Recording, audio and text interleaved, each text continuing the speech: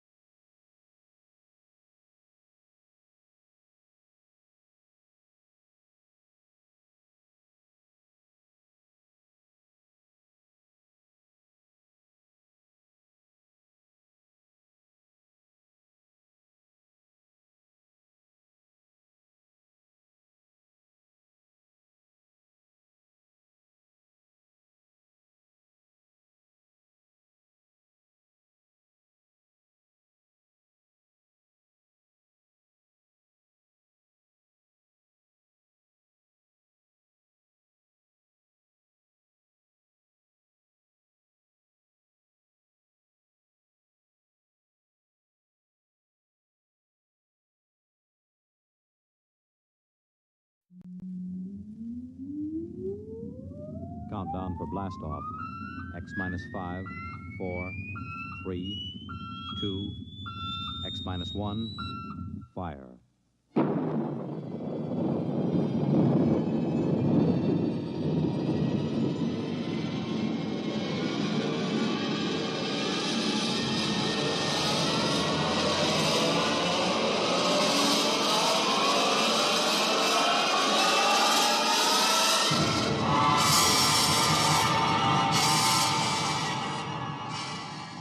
From the far horizons of the unknown come transcribed tales of new dimensions in time and space.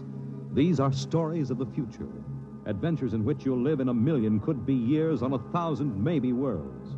The National Broadcasting Company, in cooperation with Street and Smith, publishers of astounding science fiction, presents X minus 1.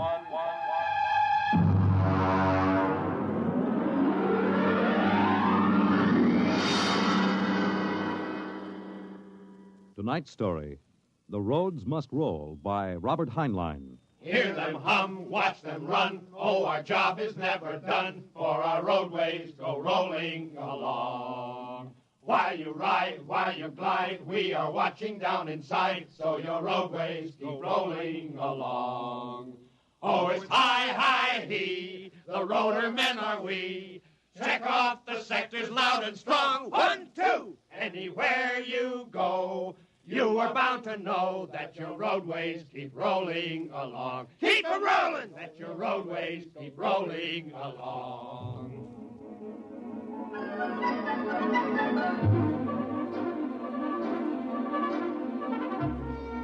It was in the middle 1950s that the automotive age began to die. The traffic engineers had long expected it. For years, they had watched our vast cities sprawl and spread out, spill over into the countryside, become more and more dependent on motor transportation. And then, finally, the inevitable breaking point was reached. The growing flood of cars and buses and trucks began to swamp the streets and arterial highways. The building of roads could no longer keep pace. The superhighways, clogged, congested, became packed with cars stalled bumper to bumper. And the cities began to die of slow strangulation, for the traffic could no longer roll. And then the engineers took over. They banned the automobiles, tore up the superhighways, and in their place they built the rolling roads, mechanized roads that moved like huge conveyor belts, whirling along on their giant rotors at speeds ranging from 5 to 100 miles an hour, carrying the freight, the food, and the people from city to city and coast to coast. And no one worried over the fact that if the road should ever stop, our whole economic life would stop. For the machinery had never failed yet. But people forgot that machinery depends on men, the men who run it.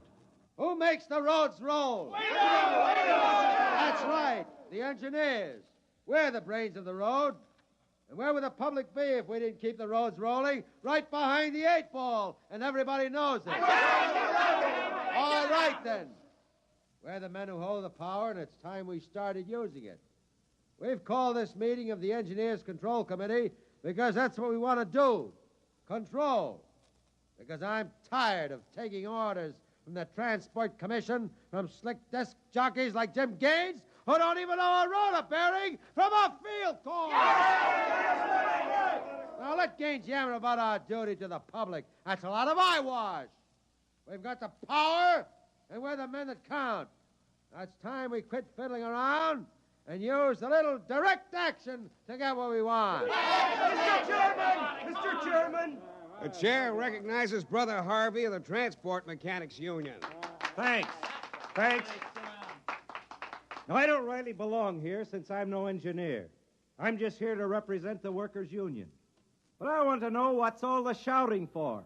You engineers have got better working conditions than we have, and we ain't kicking. You say the engineers are powerful. You say you can tie up the roads. Well, so can any screwball with a jar of nitroglycerin. And he wouldn't need no engineer's degree to do it, neither. Harvey, are you speaking for your union now, or are you here as a stooge for the Transport Commission? Listen, Van Cleek, I helped found my union. I led the strike in 75 for decent working conditions. Where were you engineers then? With the finks! Brother Harvey! Brother Harvey, remember, you're only a guest at this meeting. Go on, Van. Now, listen, man. I'm one of the old engineers on the roads. You all are, worked up the hard way. We didn't go to the fancy technical institutes like those young punk cadet engineers the commissioner's training to take over our jobs unless we do something to stop them. Jim Gaines hasn't been able to fill us full of the old school spirit and that baloney about how the roads must roll. So, all right, then. Why don't we get smart for a change? What would happen if the roads stopped rolling? Maybe the country would begin to realize that they can't do it without us. Maybe we'd begin to get the things we want. Who says the roads must roll?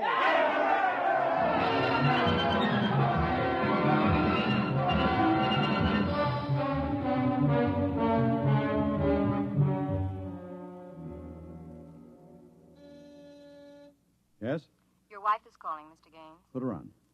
Jim, I want you to stop off on your way home. I'm sorry, darling. I can't make it. But you promised. I know, but Washington called in. They're sending Evans, the Australian Minister of Transport, through my sector today. I've got to show him through personally. Can't somebody else? I'm chief supervisor. Wouldn't be courteous. Courtesy begins at home. I've planned this dinner for weeks. Honey, the roads must roll. Oh, if you quote that nauseating slogan at me again, I'll divorce you. I can't help it, darling. I'll meet you at Stockton at 9 and we'll take in a show. Kiss Alan goodnight for me. Well, all right. Goodbye. Goodbye. Mr. Evans is here. Show him in. Well, good evening, Mr. Evans. I'm Gaines, chief engineer. How do you do, Mr. Gaines? They told me at the embassy you'd be the man to see. I want to know how the roads work. I think we can handle that. Well, I'm not a technical man, Mr. Gaines. My field is sociology.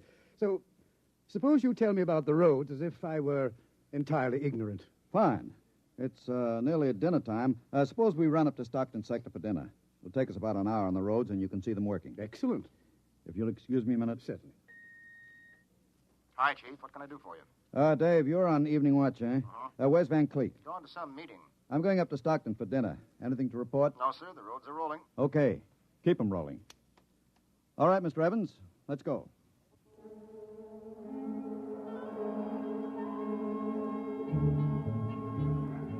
This is the low-speed strip. Ever ridden a conveyor before? No. It's quite simple.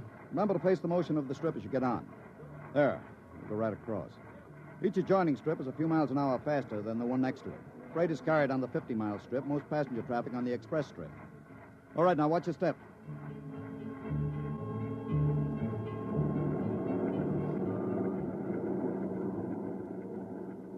There we are, the maximum speed. 100 miles an hour. It doesn't seem possible. This strip makes the round trip, San Diego to Reno, in 12 hours. Ready to eat? Well, is this the restaurant? Jake's Steakhouse. Fastest meal on the road. Is it really a proper restaurant? One of the best. Shall we go in? Hello, Mr. Gaines. We don't see you much out on the road. Busy in the office, Jake. Two? Right this way. What'll it be? You order. Well, how about a steak? 2 inches thick from a steer that died happy. Fine. Plug me in the phone, will you? There's one right next to you. Flank 2, rare. You'll excuse me, Mr. Evans? Certainly. Davidson on watch. This is the chief. I'm at Jake's Steakhouse. You can reach me at 10L66. 10L66, right. Yeah. Now they can get hold of me in an emergency. Oh? What kind of emergency could there be? 2, principally. Power failure on the rotors would bring the road to a standstill. That happened during rush hour. We'd have to evacuate millions of people from the road. As many as that? Easily. There are 12 million people dependent on this section of road.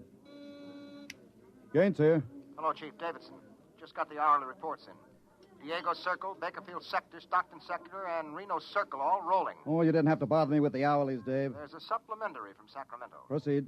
Cadet Engineer Gunther, while on watch, was found playing cards with C.J. Ross, technician on duty. Any damage? One rotor running hot, but still synchronized. It was jacked down and replaced. All right, have the paymaster give Ross his time and turn him over to civil authorities. Place Cadet Gunther under arrest and bring him to Rotown Central. Yes, sir. All right. Keep him rolling. I was saying there were 2 possibilities of danger. Can you visualize what would happen if the strip under us would break? Oh, I hadn't thought of that. You don't realize you're traveling at 100 miles an hour. Well, it can't. Not now. The Strip has a safety factor of over 12 to 1. It'd take a blowout of several miles of rotors and a failure of circuit breakers before the Strip could part. But it happened once in the early days on the Philadelphia-Jersey City road. The Strip wasn't much more than a conveyor belt. It buckled for miles, crushing passengers against the roof. Forward section in front of the brake spilled them down under into the rotors and rollers. Oh. Was it very bad? Over 3,000 people were killed in that break. But the roads had to go on. The entire economic system hangs on the roads. If they stopped now, the country would starve.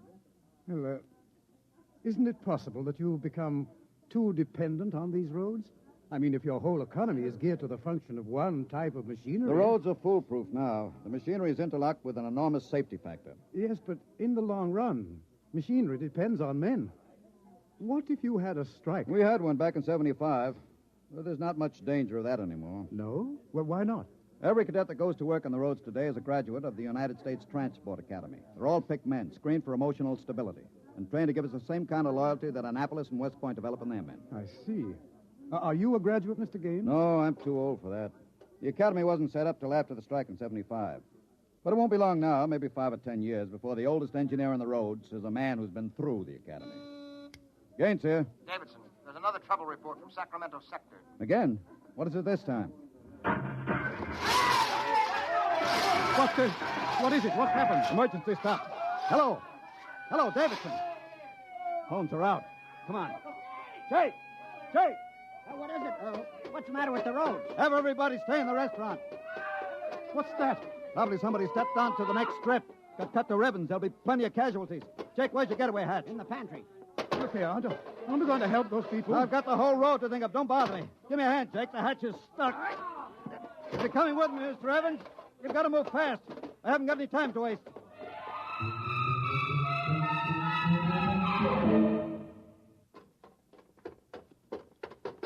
Where are we now? Freeway on top of the inner road ceiling. That's the outer shell over us. Are we going outside? No, there'll be an access down manhole over here. They're spaced every 100 feet. There, by the green light. Now, this will get us down on the northbound road. Careful, it's dark. Now stand away from the door, Evans. Yes.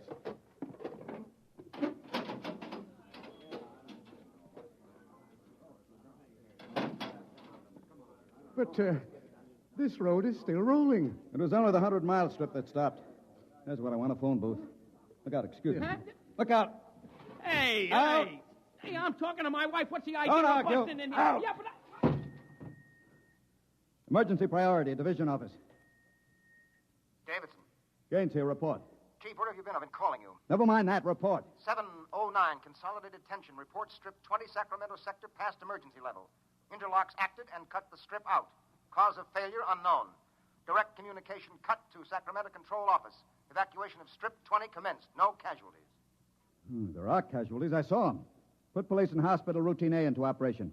Get me Van Cleek. I want him to take over for me till I report in. We can't reach him, Chief. Shall I cut out the rest of the road? No. Keep those other strips rolling or we'll have a traffic jam the devil himself couldn't untangle.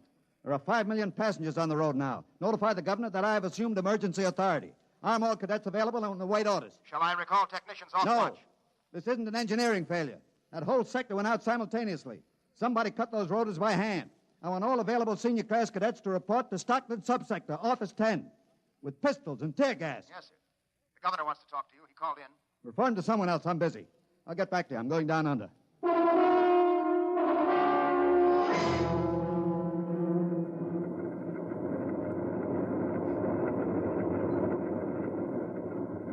Evans! Evans! I can't hear you. The noise. Put on this helmet. What? Helmet! Helmet! Oh, yes. You can't hear without an anti-noise filter. Come on. What are we looking A for? recon car. There should be one here. Are those the rotors? Now, the big ones are rotors. They drive the road. Little ones are rollers. They give continuous support. There's a watch gang now, jacking down a rotor.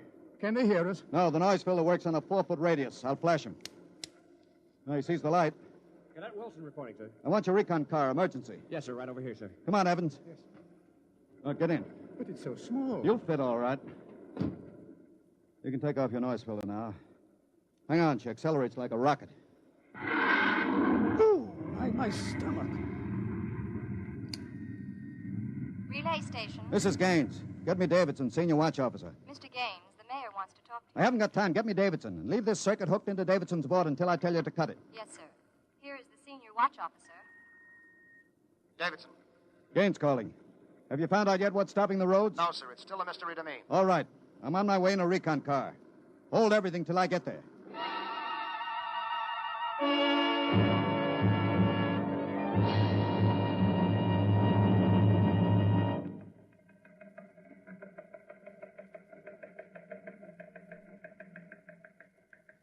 Cadet Edmonds reporting, sir. 3 platoons of cadet engineers standing by with tumblebug motorcycles. Armed? Pistols and tear gas as ordered, sir. Good. Assistant Supervisor Van Cleek is calling you on Circuit 9, sir. Van Cleek. It's about time. Cut me in. Yes, sir. Hello, Van. Where are you? Sacramento office. Now listen, Sacramento. That's good. Report. in a pig's eye. What? I'm not your deputy anymore, Gaines. What are you talking about? Listen, don't interrupt me and you'll find out. You're through, Gaines. I've been picked as director of the Engineers Control Committee. We're taking over. Have you gone off your rotor? We stopped Strip 20 just to give you a taste of what we can do. We're running things now. And you don't really think you can get away with this? You can't start Strip 20 until I'm ready to let you. I can stop the whole road if I have to. Van Cleek, I'll call in the Army. How will you get 'em here if the roads aren't rolling? Now listen, Gaines. Whoever controls the roads controls the country. And right now, that happens to be me. Now sign off, Gaines. Gotta call the White House. You behave yourself and you won't get hurt. I don't believe it, sir. He's got us, Edmonds. We go in and blast him out, he may wreck the road. What's your rolling tonnage now? 53% under evening peak, sir. How about Strip 20? Almost evacuated. Listen in on this, Davidson. Standing by, Chief. I'm going down inside with these cadets. We'll work north, overcoming any resistance that we may meet. The watch technicians and maintenance crews are to follow behind us. Each rotor, as they come to it, is to be cut out from under Sacramento's control, then hooked into the Stockton control board. Understand? Got it. Check. If it works right, we can move control of Sacramento sector right out from under Vance's feet, and he can stay in his office there till he's hungry enough to be reasonable. Edmonds, get me a pistol. Yes, sir. Mr. Gaines, there's a man here. He's badly hurt. He wants to see you. Take care of him. I haven't got time. He's from Sacramento sector. What? Bring him in. All right. Easy. Come on. Easy. Mr. Gaines. You're Harvey from the Mechanics Union, aren't you? I tried to warn you. I tried to get away. He shot me 3 times. Get a doctor. All right. Easy, Harvey. How long's this been building up? Is it the men? It's the engineers. I told them they were crazy. Told them the road's got to roll. When I tried to get away, they... He's bleeding from the mouth, sir. Harvey. Harvey, can you hear me? He's dead, Mr. Gaines. Come on, Edmonds. We've got to move. Hey! All right, you men. You saw Harvey brought in.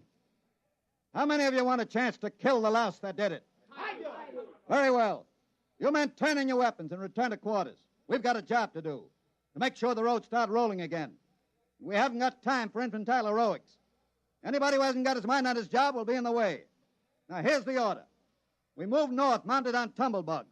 We're going to try to regain control, rotor by rotor, before Sacramento sector knows we're moving. We've got to capture any watch personnel we run on before they can get word back. Surprise is vital. Use tear gas when possible. Shoot only when necessary. But get them before they can reach a phone jack. Any questions? No. Then move out.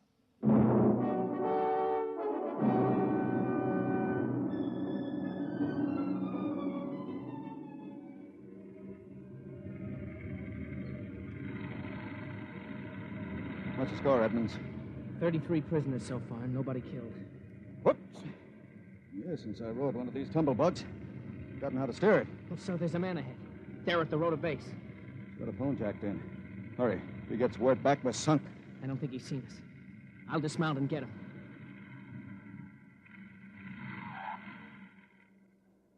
Quick, he sees us.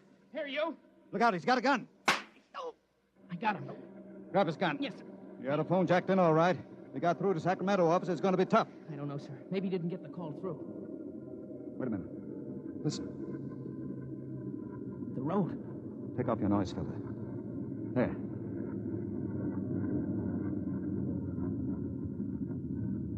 The road.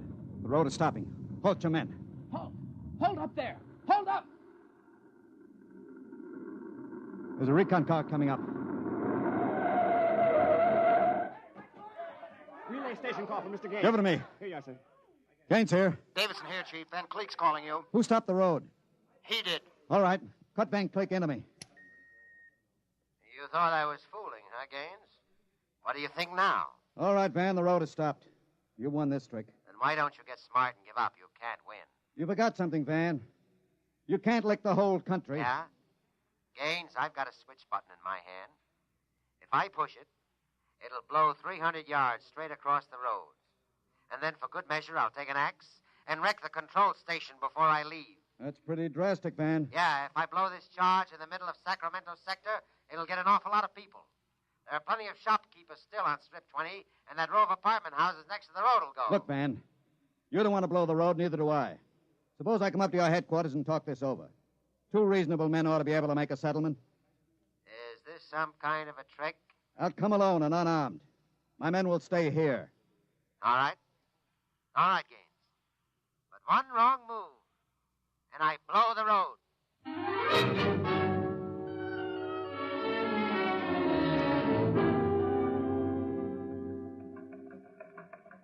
We've got to hurry, Dave.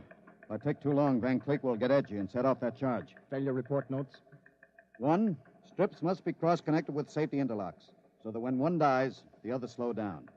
2, the men. I can't understand it. Psych tests are rigid. We've never had a failure in the Hum-Wadsworth-Burton method. And then suddenly a whole sector goes sour. How could Van Cleek get a whole crew of psych-cleared men to revolt? It's easy, Dave. As my deputy, he was ex-officio personnel officer for the whole road. He must have been faking psych records for years and transferring maladjusted men into his sector. I've got that personnel record, Mr. Gaines. Man's record. Masked introvert. Inferiority rating 7. Comment. Despite a potential instability shown on Wadsworth Curve, this officer is especially adept in handling men. He's adept, all right. I haven't got time for any more, Dave. You're not going up there to Sacramento office. I've got to. He'll be armed. He'll kill you. I've got to take that chance. But unarmed? Why don't you call in the Army? He won't dare blow the road. Yes, then. he would. Look at that psych record. He's putting up a big, brave front, but he's rotten inside. He wants to be taken seriously. He wants everybody to think he's the most dangerous man in the country. And if I call the Army in, he'll try to prove it by blowing the road. How can you stop him, Mr. Gaines? He'll have a gun. What'll you have? What'll I have? Only a prayer. And what I know about Mr. Van Cleek.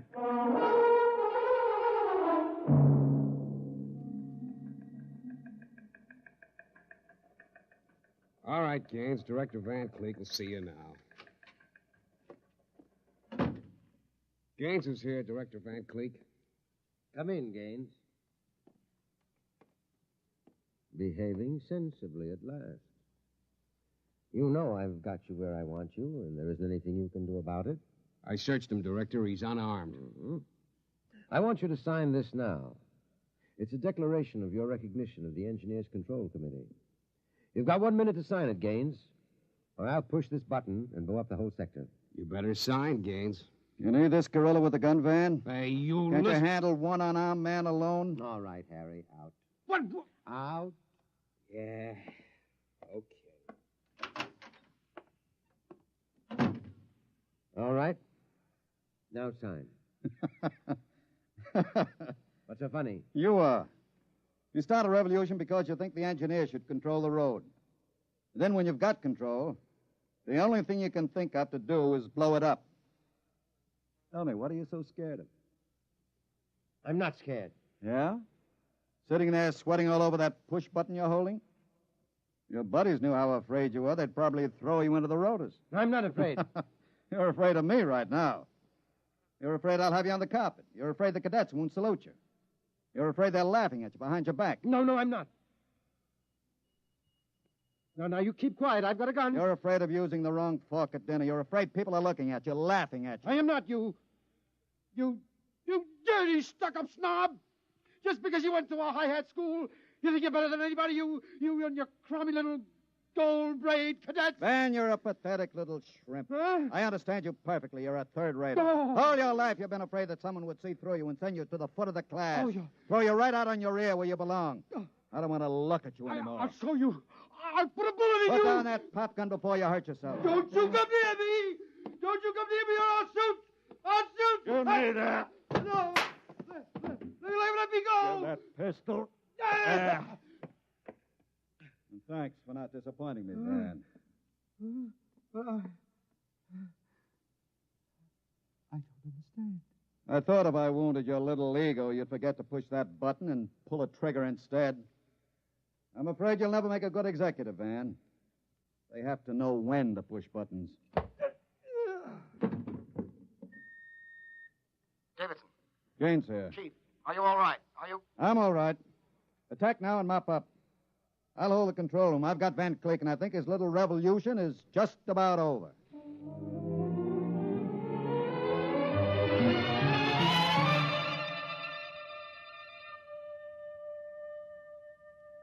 Hear them hum, watch them run. Oh, our job is never done, for our roadways go rolling along. While you ride, while you glide, we are watching down inside, so your roadways keep rolling along. Mr. Gaines! Mr. Gaines! Mr. Evans, I forgot about you. Yes, I've been waiting at the sector office. Is everything under control? All rolling. Those are the watch engineers going under to check Sacramento sector, inch by inch. Remarkable organization. Remarkable. Hourly's in, Chief. San Diego Circle rolling. Bakersfield, Fresno, Stockton. Stockton? Oh, no. What's the matter, Chief? Trouble, Mr. Gaines? It sure is. I promised to meet my wife at Stockton for a show. She's been waiting there since 9 o'clock last night. Dave, see if you can get her for me. Try the sector office. All right, Chief. And Dave, see if you can calm her down. Oh, sure, Chief. I'll tell her the roads must roll. No, don't tell her that. I don't think she'd appreciate it. She's heard it too often. I better get going. Bye, Dave. Keep 'em rolling. Anywhere you go, you are bound to know that your roadways go rolling along. Keep them rolling, that your roadways go rolling along. Keep them rolling, that your roadways go rolling along. Keep them rolling, that your roadways go rolling along. Keep them rolling. You have just heard X-1, presented by the National Broadcasting Company in cooperation with Street and Smith, publishers of astounding science fiction. Your announcer, Fred Collins. X-1 was an NBC Radio Network production.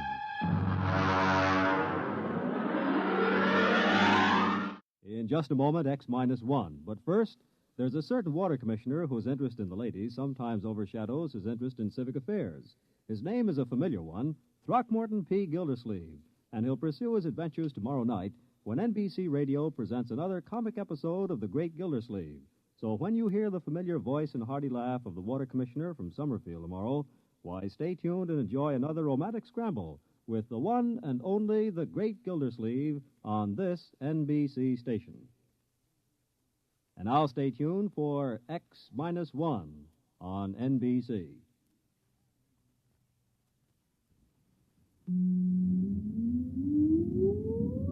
Countdown for blast-off. X-5, 4, 3, 2, X-1, fire.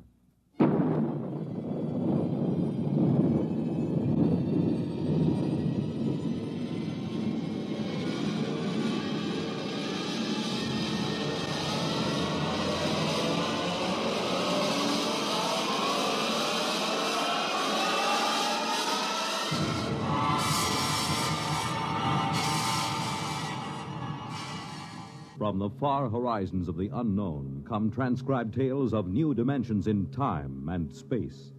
These are stories of the future, adventures in which you'll live in a million, could be years, on 1,000 maybe worlds. The National Broadcasting Company, in cooperation with Galaxy Science Fiction Magazine, presents X-1.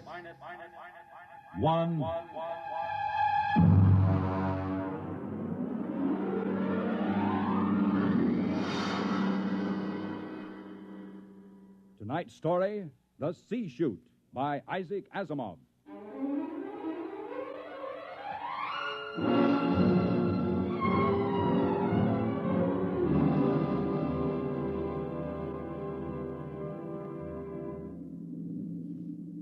We were on our way home to Earth when it happened. 6 of us, coming home as passengers aboard the merchant spaceship Starfire. At the start of the Second Interstellar War, the one between Earth and the planet Chloro. And then it happened.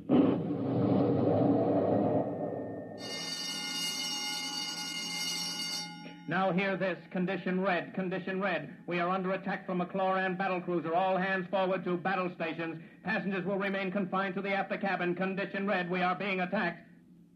The interception by the Chloran cruiser, the murderous running jewel of energy blasts and force field defenses.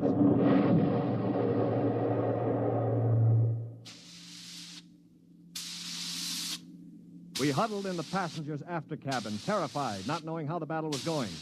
We could hear the desperate bursts of steam through the steering tubes as the Starfire maneuvered to dodge the enemy attacks. And then...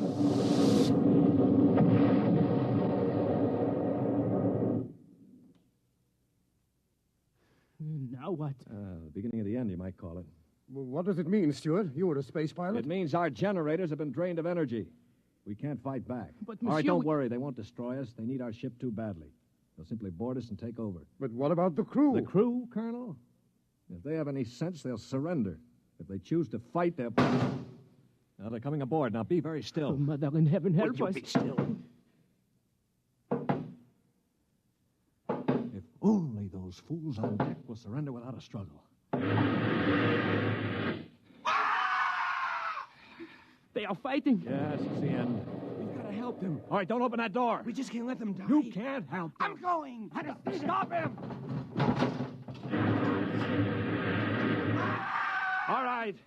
Aristide! Shut the door quickly! Aristide, my brother. That poor fool. I'll get them.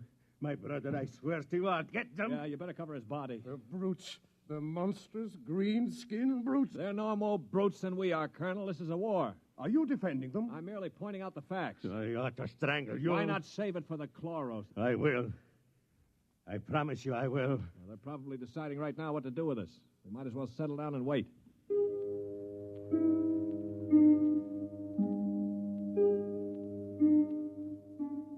We sat there, the five of us, and listened while the Chloran invaders killed off the members of the Starfire's crew. Among us was Colonel Anthony Wyndham, an old Colonel Blimp type with a lame leg. Wyndham had spent his life in the militia back on Earth, but had never seen a battle. There was Demetrius Poliorkitis, who had just watched his brother being killed by a chlorocarbonizer. Poli was a huge man. He and his brother had tried truck farming in Arcturus and given it up after 2 seasons. Then there was LeBlanc, a sensitive, frightened young man of 22, and Randolph Mullen, who looked like somebody's caricature of a bookkeeper. A mild, balding, milquetoast little man.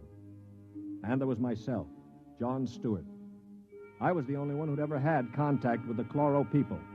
I had a pair of artoplasm hands to prove it. It is quiet now. Yeah, they've finished with the crew. Mr. Stewart? Yes, Mr. Mullen. What do you think will happen next? Well, they'll put a prize crew of 2 aboard and take us to one of their home planets as prisoners of war. Only 2 of the Chloros will stay aboard? Well, 2 is all they'll need. Why, Colonel? You thinking of leading a gallant raid to retake the ship? Well, simply a point of information, Dasher. All right, then let me give you another point of information. If you want to commit suicide quick, just open that bulkhead door. 3 steps inside, you'd fall on your face. But why? Don't you smell anything, LeBlanc? Get close to the door. It smells like gas. Yeah, it is gas. Chlorine gas. They breathe it like we breathe oxygen. They've chlorinated the whole crew's compartment. One big whiff of that and we'd all be dead. So just forget about rushing the chloros. How do you know so much about their habits, Stuart? I lived on a chloro planet for 6 months. You see these hands? They were mangled in the oxygenating machinery of my own quarters. They grew these artoplasm things and operated. They're weak, but at least I have hands again. Monsieur Stewart. Yeah. Will they kill us? No. Why do you say that? Because in their own way, they're gentlemen. Probably will be interned for the duration. You call them gentlemen. After they kill my brother in cold blood, you call them gentlemen. You know, Stuart, you sound more and more like a blasted Greenie sympathizer. Blasted, man. Where's your patriotism and loyalty? My loyalty is where it belongs, with honesty and decency, regardless of the shape of the being it appears in. This is a ridiculous war. Why are we fighting these people? We can live only on planets with oxygen, and oxygen is poison to them. They can live only in chlorine atmosphere, which is deadly to us. Yet we're fighting them over a bunch of worthless asteroids that neither of us can live on comfortably. Well, it's a matter of principle. It's a matter of stupid pride and greed. I don't like what you say, mister. Why not? Because you talk too nice about these greeny scum. They're good to you, eh? Well, they weren't good to my brother. They killed him. And I think maybe I'll kill you, you rotten greeny... Mullen, grab him. I can't break his hold. They are coming in. Foley, let him go. They saved your life this time. But when I'm finished with them... Quiet. I think they're opening the lock. Well, don't get between us. Foley, don't lose your head. They'll kill us all. I greet you, Earthmen.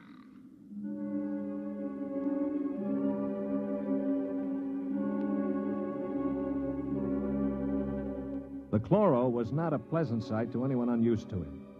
He was about the height of an Earthman, but the top of him was just a green stalk with eyes. He was still wearing a spacesuit to protect him from the oxygen in our compartment. In one of his tendrils, he carried a chloran gun. As he stood in the doorway, I could see Polyarchetes' eyes begin to glisten with rage. Then, with a bellow like a huge bull, he threw himself at the chloro.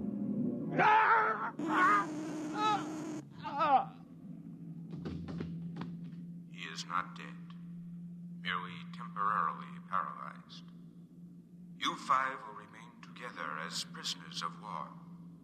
We expect to reach our own planet within several weeks, your time. There you will be interned for the duration of the war. If any of you attempts to leave this compartment, we shall be forced to destroy you. That is all I have to communicate.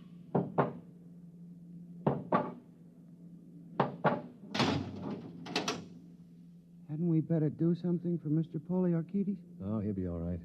Just hoist him up in the cot. That's it. All right, Polly. Can you hear me, you stupid brute? His voice is coming back. Yeah.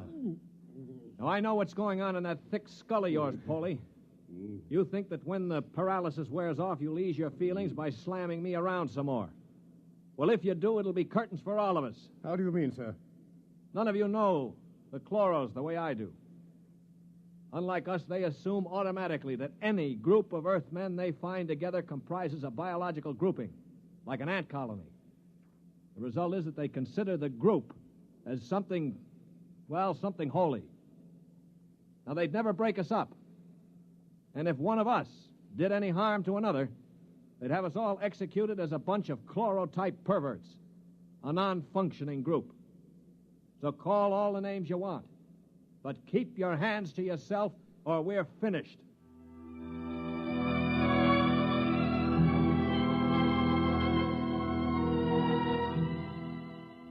My little speech had a sobering effect on the group. For the next 24 hours, we did little besides eat our rations and think. I tried to evaluate them. The colonel I had figured for an old windbag.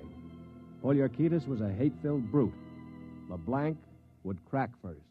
He was like a frightened child. Mullen was a nonentity, a mouse instead of a man. Everything he did seemed prissyish. His voice had the quality of furtively rustling underbrush. How long did you say the trip would take, Mr. Stewart? Well, the chloro said about 2 weeks. Gentlemen, if I may interrupt. Colonel? Now, it has occurred to me that perhaps you know of some weakness that might enable us to overcome these chloros. The only weakness they've got is that they can't stand oxygen. Oh, but there must be some way to get the best of them, man. After all, there are only now, look, two. Before I answer, Colonel, I have to know your motive. Is it to save your own skin or help Earth win the war? Oh, dash it, man, to help our side, of course. What we're looking for is the way to save the ship for Earth without losing our lives, yes? Well, all right, let's take a vote then. LeBlanc? I have a wife waiting on Earth, Mr. Stewart. I do not want to die. Uh-huh. Hero number 1. What about you, Mullen? I don't see how we could accomplish it without... Hero number 2. Well, Polyarchetes? When I kill Chloros, it will be with my bare hands. On their planet, I will kill dozens, I promise you. 3 down. Well, Colonel, don't you want to march to glory, an old militiaman like you? Your attitude is very cynical and unbecoming, Stuart. I see. Well, then I'll have to blow the ship up myself. Stuart! Don't worry, Colonel. I don't intend to be a dead hero. Of course, there is a way we might do it. What did you say, Mr. Mullen? There's a spacesuit and magnetic boots stored in that locker over there. We might be able to reach the control room from the outside of the ship. The outside? But how would we get outside? If this compartment has a sea chute, it must. What is a sea chute? A sea chute, my boy, is a casualty chute. It doesn't get talked about much, but all the main compartments have them. They're just little airlocks down which you slide a corpse. Burial in space. Oh, blast it, Mullen. Suppose you did get outside. How could you re-enter the ship? Through the steam tubes, the ones they use to guide the ship. Wait a minute, Mullen. What do you know about steam tubes? I thought you were a bookkeeper. Well, on Arcturus, I got interested in spaceship models. I studied all about them. On my own time, of course. Yeah, naturally. At any rate, I learned that the steam tubes have an access vent directly to the control room for repairs and so forth. And the chloros, they are in the control room. What do you think, Stuart? Well, it's a video sort of idea, but it might just work. We could get permission from the chloros to open the sea chute and bury Paulie's brother. And one of us could slip into it, work forward, and climb up through the steam tube. The question being, which one? What about you? You with your loud talk and your sneers. I'm no hero, Paulie. I've already said that. My object is to stay alive. The steam tube let go while you were in it, you'd be broiled like a lobster. Now, how about the colonel here? If I were younger, blasted, I'd trounce you. You know very well with my injured leg. Yeah, of course. Not to mention my artificial hands. Well, now, what unfortunate deformities do the rest of us have? Paulie? You just keep talking, Mr. Big Mouth, and pretty soon we'll kick your teeth in. Of course, that's your standard reply to everything, isn't it? LeBlanc, will you do it? I cannot. Not even to get back to Denise? Please, I cannot. LeBlanc needn't go. I'll do it. What? After all, it is my idea. Wait a minute. Are you serious, Mullen? Yes. Well, how? I don't understand. Why? Why you? Well, it seems no one else will do it. But that's no reason, man. I can't think of any other. Look here. Do you really intend to go through with it, sir? Yes, I suppose I do. Well, dash it, man. Let me shake your hand. You're an Earthman, by heaven. You do this thing and win or die. I'll bear witness for you.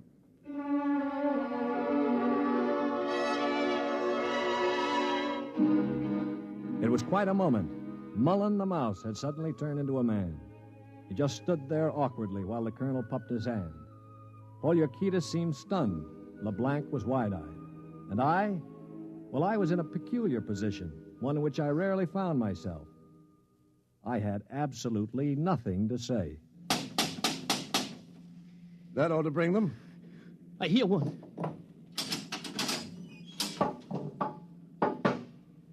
What is it, Earthman? One member of our unit is dead, as you know. We request permission to jettison his body out of the casualty chute. You may do so. You'll have to open the chute lock from the control room. I will do so. Is there anything else? No. Nothing else, thank you. Oh,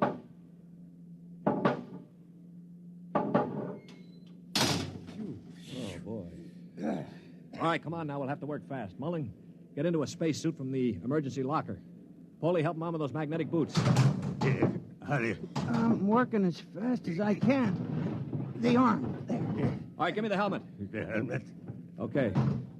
Now, Mullen, you better scratch your nose if you have to. It's your last chance for a while. What about radio contact? You can talk to us. We'll listen in on the helmet set in one of the other suits. The chloros won't have their set on the interphone frequency. Wait a moment. What for? Dash it, what's he going to use for a weapon? He isn't big enough to fight them barehanded. No, that's true. Well, how about one of those oxygen cylinders? Good idea. Use it to bash them over the head. Now, give him one of the cylinders equipped with a reducing valve. Now, look, Mullen, if your magnetic boots fail and you start drifting away into space, open this valve. See that? Now, you can use it like a miniature jet and try to blow yourself back to the ship. Understand? I think so. Well, I only hope it works. All right, here goes the helmet. You'd better hurry. The light is on over the sea chute. Yeah. All right. That means I've opened the lock. Here. Now, can you hear me? Oh, LeBlanc, give me that other space helmet. Yes. Here. Let me switch on the radio. Can you hear me, Mullen? I hear you. Fine. Plenty of air? Air's okay. Uh-huh. Polly, open the sea chute. Okay, now help him in. All ready? Ready? Well, good luck. Close the chute. Pull the ejector valve. Now. He's out. Oh, God help him. The light is out. Yeah. The chloros have closed the chute lock. I don't suppose he has much of a chance. No. Do you think he knew it? I don't know. I just don't know. Should I try to contact him on the radio? Yes, I think... Wait a minute. What is it? Listen, the chloro's coming. Good Lord. He's sure to miss Mullen. Yeah, wait. Polly, get your brother's body on the cot. Put a blanket over it. Pretend it's Mullen asleep.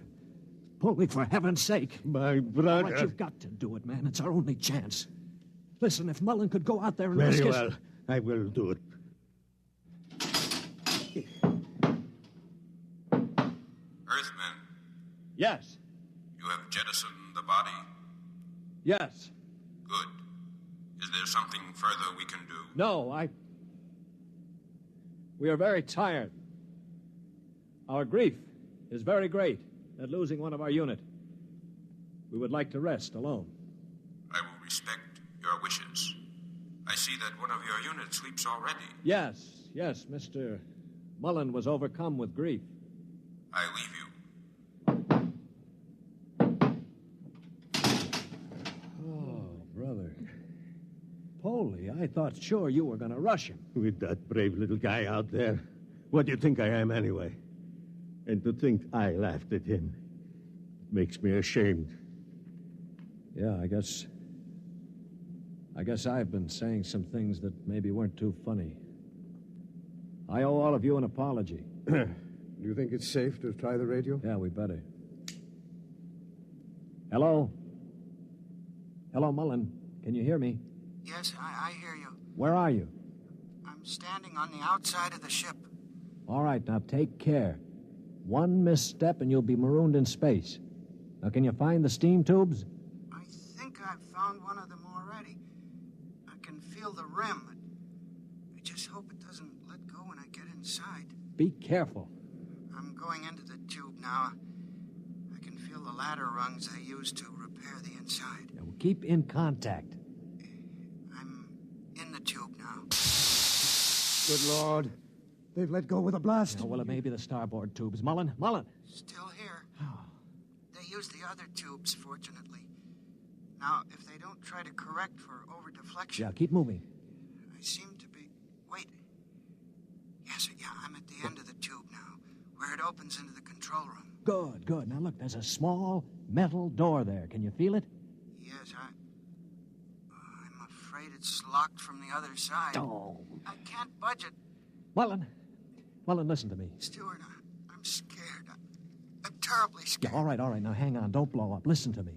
Are you listening? Yes. Take the spare oxygen tank. Bang on the metal door that leads to the control room. The chloros are bound to hear you. When one of them comes to investigate, try to hit him with a cylinder. Now, aim for the stalk on top of his body. Try to blind him. Will you do that? I'll try. Well, now, go on. Only one can come. The other will stay at the controls. Now, start banging.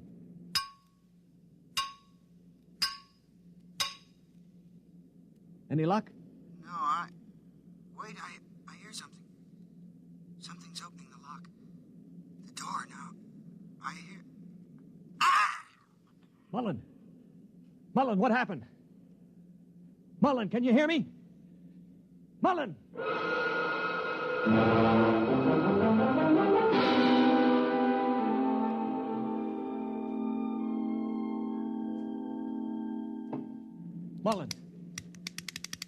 Mullen!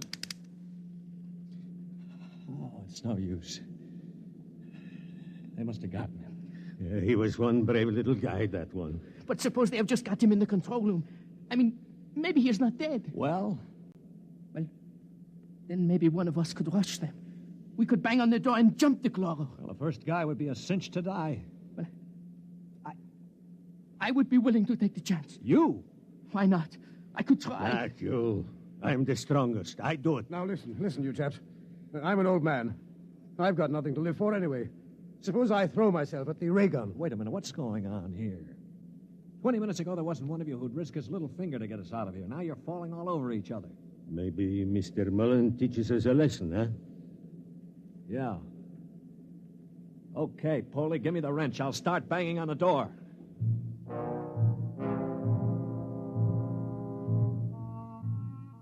They say that selflessness is contagious. I guess maybe it is. I'd been a cynic all my life, a man who believed in nothing. Well, I'd come face to face with 4 human beings who proved that I'd been living a lie. I knew what I was going to do now. When the chloro came to investigate our compartment, I had it all planned. If only my poor, weak hands would hold out long enough.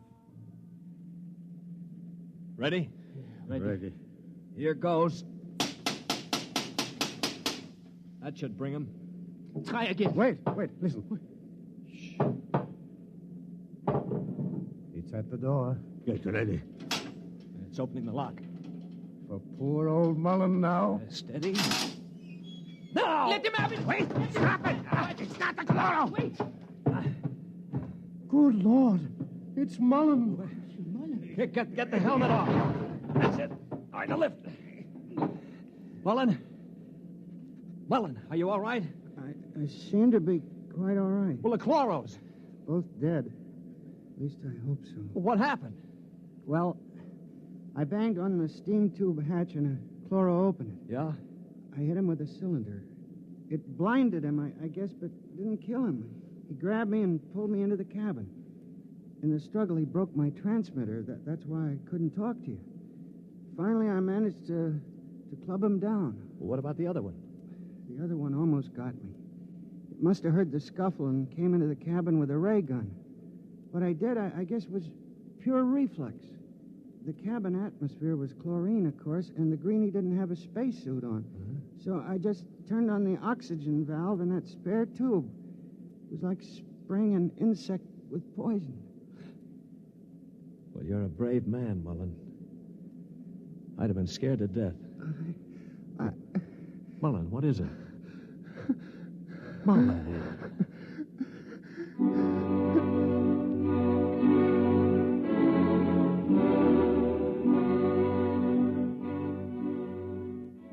An hour later, false hands and all, I was at the controls of the ship, headed for Earth. We'd gotten rid of the chlorinating equipment and restored the oxygen naturally. Mullen was asleep in the cabin under a sedative, or so I thought until the cabin door opened. Mullen, for Pete's sake, get back to bed. No, I'm quite all right now, really. Do you mind if I watch how you operate the ship? No, not at all. Sit down.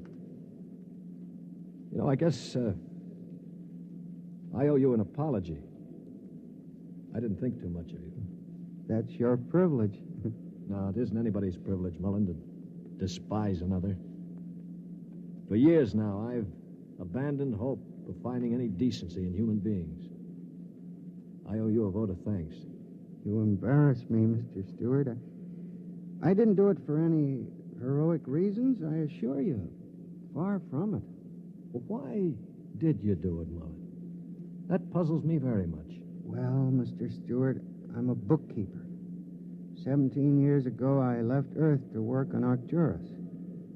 I never made much impression on anybody on Earth, although I wanted very much to have people like me. Well, about a year ago, I started to write to my family again.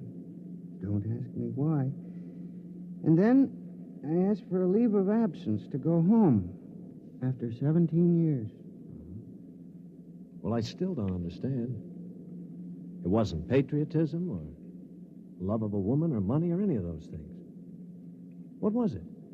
Mr. Stewart, haven't you ever been homesick?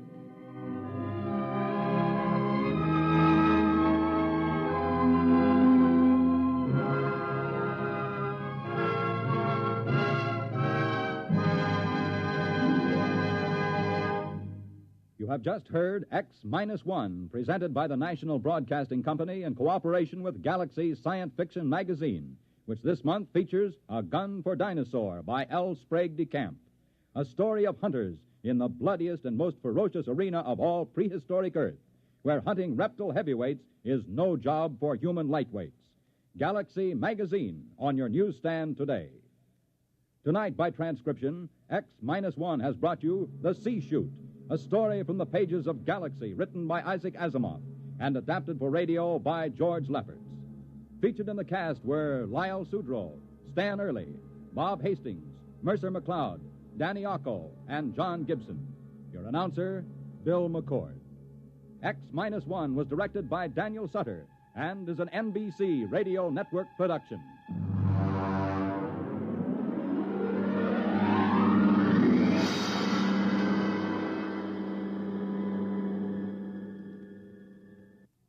Next week, on a distant planet in a forgotten colony of Earth, a man is ordered to commit a murder. Listen to Skulk. In just a moment, X-1. But first, how does one man get himself into so many impossible situations? Well, this is a question you'll probably ask yourself tomorrow night when you follow another hilarious misadventure of Throckmorton P. Gildersleeve. Yes, Gildy's eye for the ladies and his impulsive temperament managed to entangle him in a web of riotous circumstances. Be sure to join the romantic water commissioner, his neighbors, Judge Hooker, Mr. Peavy, and all the loyal Gildersleeve household as they romp through another episode of The Great Gildersleeve tomorrow night. And now stay tuned for X-1 on NBC. X-1 salutes our Philadelphia station. Its new call letters, WRCV. Countdown for blast-off. X-5, 4, 3, 2, X-1, fire.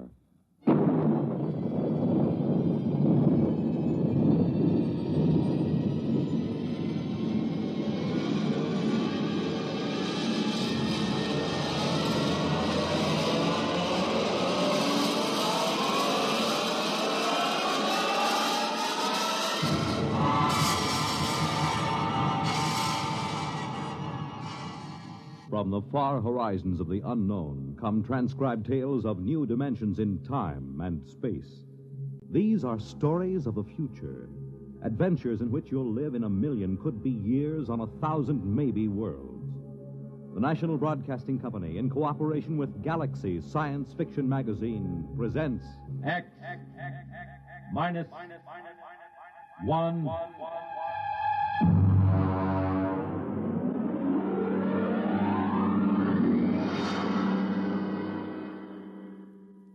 Tonight's story, Skulking Permit, by Robert Sheckley.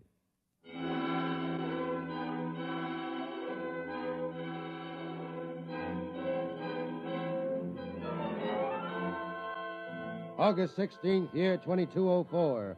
2. Central Colonial Administrative Authority, Alpha Centauri Sector. From Colonial Contact Inspector 37. Subject, Planet New Delaware.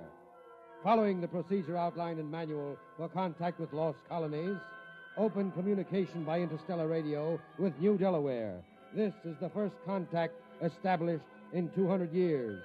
And proceeding on overdrive for personal investigation. Situation on New Delaware appears unconventional, to say the least.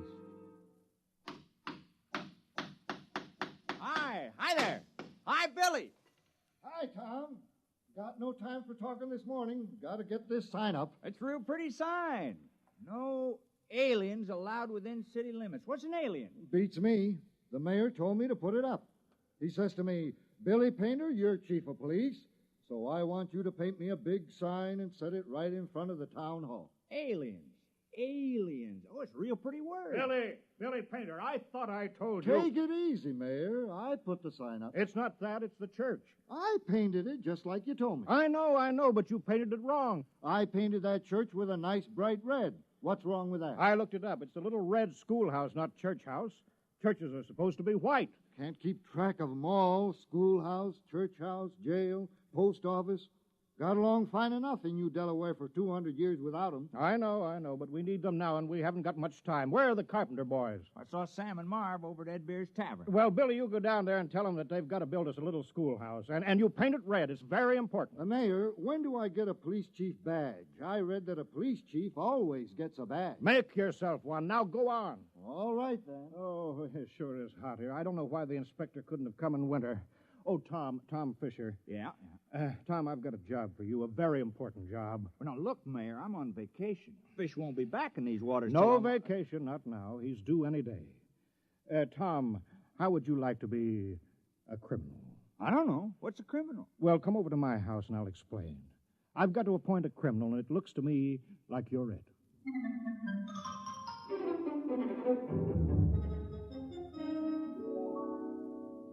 You don't mind sitting right next to the interstellar radio, do you? I'm waiting for a call. Thought that thing was broken. No, it wasn't broken. My father told me always to leave the monitor on recording in case.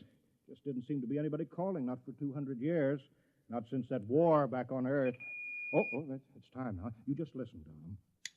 They said that they would call just at this time. New Delaware, do you hear me? New Delaware, come in immediately. Yes, we hear you. He's very touchy. This is Colonial Inspector 37. As I told you in my broadcast yesterday, there's been no contact with the outer colonies for some centuries due to unsettled conditions here. But that's over, except for a little mopping up. Now, New Delaware is still a colony of Earth and subject to her laws. Do you acknowledge that status? Oh, yes. We called a town meeting last night and talked it all over. We're still loyal to Earth. Excellent. That saves us the trouble of sending an expeditionary force to reconquer you.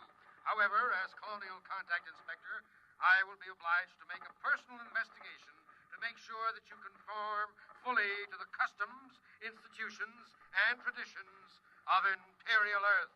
Imperial? That's funny. All the books talk about Earth as a united democracy. Well, a lot can change in 200 years. And, of course, there's been a war. Do you hear me, New Delaware? Oh, yes, sir. We hear you. You realize, of course, there is room for only one intelligent species in the universe. Man. All others must be suppressed, wiped out. We can tolerate no aliens. I'm sure you understand, General. I'm not a general. I'm a mayor. You're in charge, aren't you? Yes. Then you're a general. Now be sure you're running an Earth colony, General, with no radical departures from the norm, such as free will, free speech, free elections, or anything else on the proscribed list. It is impossible to administer an empire where everyone does as he pleases. Get your colony in order, General. I will call to inspect you in exactly 1 week. That is all. Well, you see how it is, Tom. Now, Tom, about your job. I'm appointing you town criminal. I don't see why there has to be a criminal. That's a very important part of Earth society. All the books say so, Tom. The criminal is as important as the postman or the police chief. He works against society. If you don't have people working against society, how can you have people working for it? How can there be any more important job? I don't want to do it. Now, be reasonable, Tom. Put yourself in my position. This inspector comes and he meets Billy Painter, our police chief. He asks to see the jail. Then he says, no prisoners? How can I hold my head up and tell him that we don't have any crime? No crime, he'll say. But Earth colonies always have crime. Don't you see that, Tom? Right there, the whole thing falls through. He'll see that we're not truly Earth-like. We're faking it. We're aliens. And you heard what he said about being rough on aliens. Well, yeah, but why me? Can't spare anyone else. And you've got narrow eyes. Criminals always have narrow eyes. Well, they aren't that narrow. Tom, please, we're all doing our part. You want to help now, don't you? Oh, I suppose so. Fine. You're our criminal. Here, I've got this paper all made out for you, just to make it legal. Skulking permit. Know all men by these presents that Tom Fisher is a duly authorized thief and murderer. He is hereby required to skulk in dismal alleys, haunt places of low repute, and to break the law. What's the law? I'll let you know as fast as I make them up. All Earth colonies have laws. Oh, well, what do I do? You steal and kill. Look, I'll give you a couple of books on it. Steal as much as you like. One murder should be enough. Don't overdo it. It don't sound sensible somehow. Well, you can work up to it, Tom. Why don't you start off easy, like by haunting a place of low repute?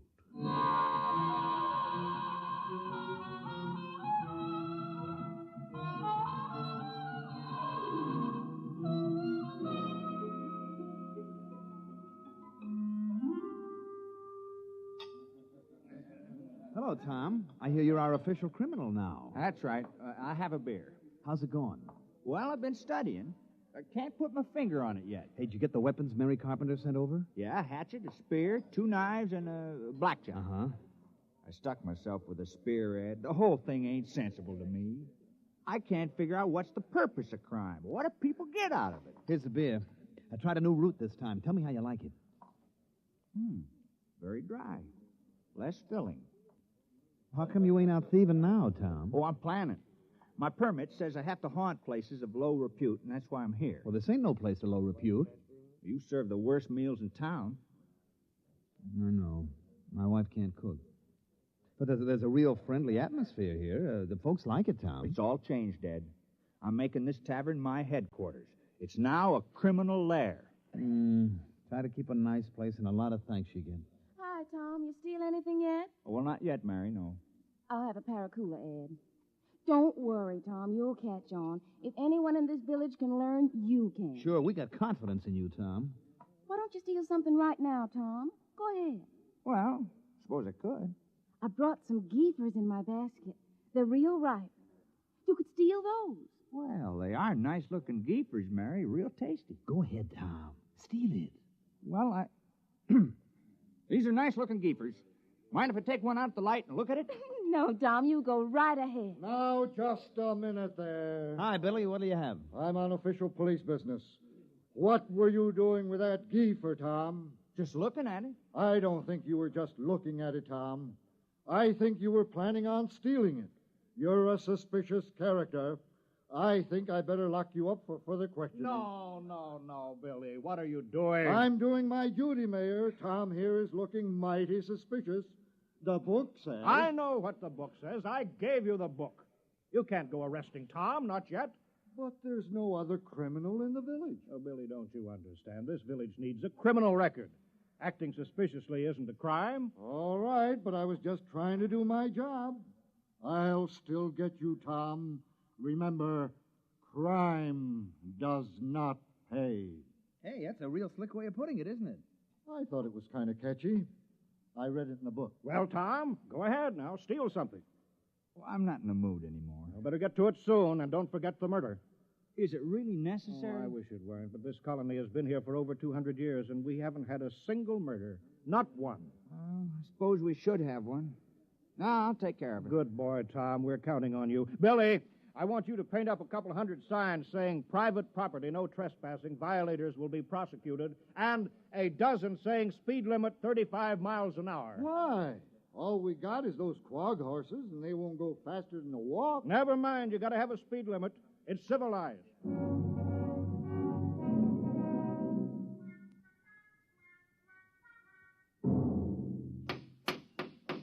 Well, that's the last of the signs, Billy. You might as well get some sleep. Aren't you going home, Mayor? No, I've got to get out to Fred Farmers. I appointed him postmaster. Since nobody ever sends letters around here, I promised to help him write all those letters. Well, good night, Mayor. I guess I better be making my rounds. Yeah, good night, Billy. Who's that? Tom? Tom Fisher? You out thieving? Who's there? Don't move, or I'll shoot. Hey, Tom, come back. What's going on out there? What's all the racket? It's the town criminal, Ed. I think I heard him robbing your house. Yeah? He's made his getaway now, but don't you worry. I'll get him yet. All right, but get him in the morning, will you? Some of us are trying to sleep.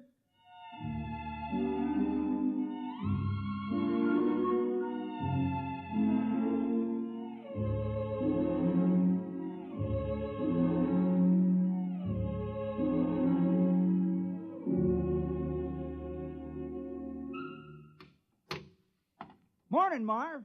How's the schoolhouse coming? Fair. Would have come along better if I had my saw.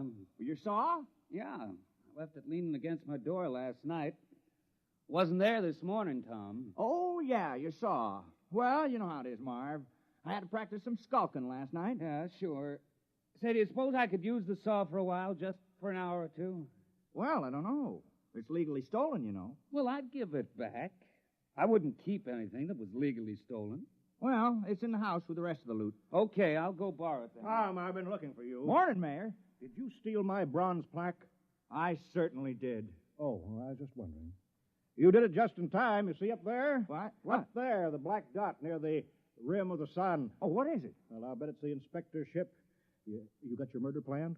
Time is running short, Tom. The inspector may land any hour now. That darn radio's been yapping at me something about a revolt at Deng 4, and all Earth colonies are to prepare for conscription, whatever that is. So let's get that killing over with. I don't know, though. Murder. Now, look, Tom, criminals on Earth commit dozens of murders a day and think nothing of it. All this village wants of you is one little killing. Is that too much to ask? Now, who will it be, Tom? Oh, I guess I'll kill George Waterman. Why? Why? Why not? What's your motive? I thought you just wanted a murder. Who said anything about a motive? We can't have a fake murder. On Earth, every murderer has a motive.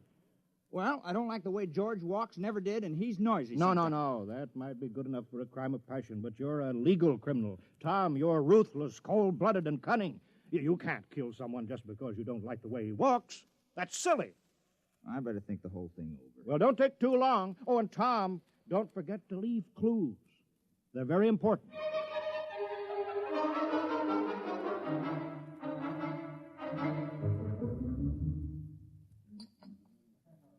Have another beer, Tom. I don't mind if I do. Hey, how do you like the way I fixed the tavern over? I hung up dirty curtains, you know. That makes it a dismal retreat. Because I figured if this was going to be your headquarters, it ought to be a real criminal's lair. How do you like the bloodstains on the floor? That's only Billy Painter's rootberry red paint. Oh, I know, but it looks like bloodstains. Hey, how's the murder coming? Oh, not so good. No, I've been thinking about it, Ed.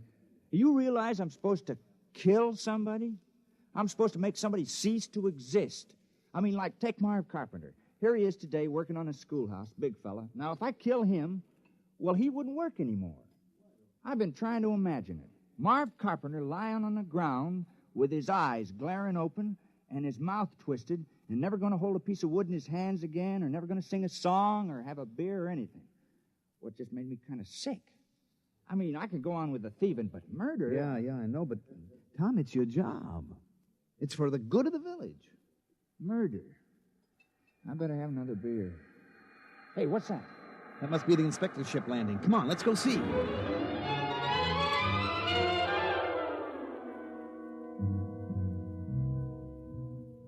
Perimeter guard, advance.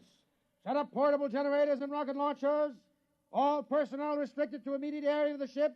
Sidearms to be worn at all times. And guards at battle station. Welcome to New Delaware. Thank you, General. I'm the inspector.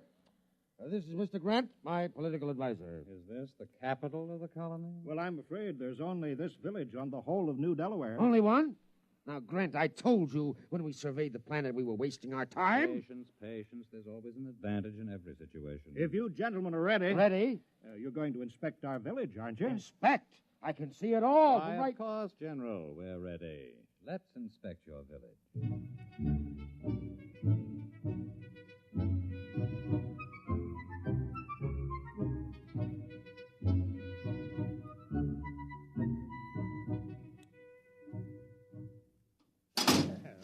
You see, we've got it all. Jail, post office, church, little red schoolhouse. Oh, we're very normal, very earthy. Grant, I have my efficiency rating to think of. This place is worthless. No smelting, no heavy industry, no atomics, no taxation, no... They don't have anything. Oh, I wouldn't say that, Inspector. If you'll excuse us, General. Of course. I'll be downgraded at the next colonial board. Why, this place is a utopia. It's subversive. We ought to blow it right out of the sky. No, don't be despondent, Inspector. But this whole trip is a total waste of time. Not entirely. New Delaware has a very important commodity for us. What? You saw them? Hulking peasants? Nothing but farmers. Yes, strong, healthy farmers. Good cannon fodder. But... Oh. Ooh, let me take over. General. Yes, sir? How many able young men are there in the village between the ages of 15 and 60? Why? You see, General, Imperial Earth is engaged in a war. The colonies in Deng 4 are revolting against the authority of Mother Earth. Oh, I'm sorry to hear that. We need good, healthy fighting men. Our reserves are depleted. We wish to give all loyal colonists a chance to fight for Mother Earth. We're sure you won't refuse. Most colonies welcome a little conscription. Cleanses the blood, reduces crime. Crime? Oh, I thought that would come up. We've taken care of that. I appointed... Now, you see, Grant, 60, 70, perhaps 100 recruits. Not such a waste of time coming here at all. Perhaps not.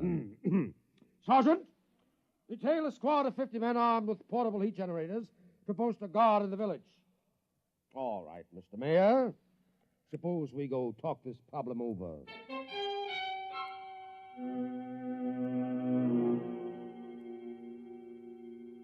Tom? Tom, you out there? Yeah. I've been skulking out here all day. I'm hungry. Well, I brought you supper. The mayor sent you a message, Tom. He said to hurry up at the murder. He's been stalling the inspector and that nasty little Grint man, but they're going to ask him. They're sure to. All right. And I'll get around to it tonight.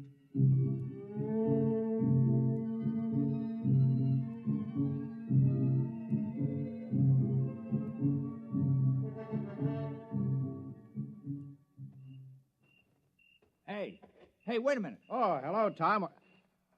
What are you doing? Well, you said there had to be a murder, so Now, wait. I didn't mean me. It can't be me. Well, why not? Well, for one thing, somebody has to talk to the inspector. He's waiting for me. Someone has to Billy show him Painter how to... can do that. You think a knife would be more fatal in the heart or in the throat? Well, nothing personal, of course. Wait. If there's nothing personal, then you have no motive. Oh. Well, I guess I could think of one. I've been pretty sore about you appointing me town criminal. It was the mayor who appointed you, wasn't it? Well, sure. Then look, I'm not a mayor anymore. I'm a general. Look, it's stars, gold braid. Well, what's that got to do with it? Well, you missed the ceremony this afternoon, Tom. Inspector said I had to wear a general's uniform. It was a very friendly ceremony. All the Earthmen were grinning. They were winking at me and at each other. Oh, congratulations. But you were the mayor when you appointed me criminal, so my motive still holds. Yes, but killing a general isn't murder, it's mutiny. Oh, well, I'm sorry. That's all right. It's just that I've read up on it, and you haven't. Well, I better get back. The inspector wants a lot of the men that he can draft. Are you sure this murder is necessary? Oh, yes, absolutely. Just not me.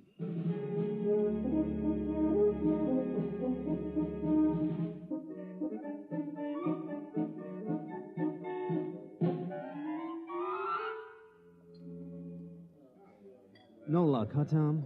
I just can't do it. Ed, I can't kill anybody in the village. I grew up with them. I've worked with them. I've drunk root beer with them. I don't have any motive for killing any of them. I know, but you do have to commit a murder, Tom. You don't want to let the village down. But I can't kill the people I've known all my life. No, I suppose not. Wait a minute. I got an idea. Ed, suppose I kill the inspector. Well, what's your motive? Oh, it would be a very terrible crime. I'd be killing for glory, for fame, for notoriety, and it'll show Earth how earthy New Delaware really is. Why, they'll say crime is so bad here that a criminal actually killed their inspector on the very first day. Tom, that's just the sort of thing a master criminal would do. Oh, you think it's a good idea, huh? I think it's great, Tom. But how are you going to do it? Well, one of those soldiers got drunk on a bottle of your Keebler juice and dropped his gun. I picked it up. Oh, is that a gun? Yeah, you push this button here. Hey, look out! I'm sorry, Ed. Now I'll have to get the carpenter boys to fix that hole in the roof. Oh, well, I'll be careful. Did you kill the soldier? Of course not. No point in killing the wrong man. Well, I better get going. I'll wait for him on the path between the mayor's house and the ship. Good luck, Tom. Thanks.